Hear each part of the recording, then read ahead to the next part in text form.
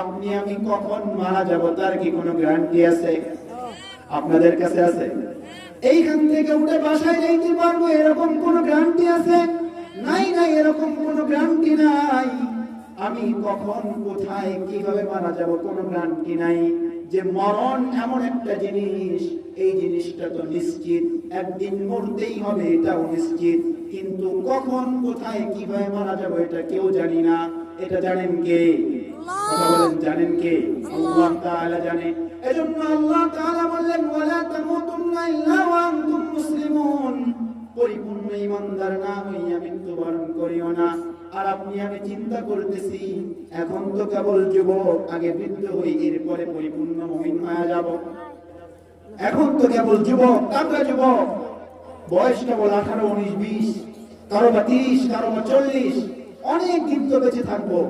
এবার একটা কথা বলেন,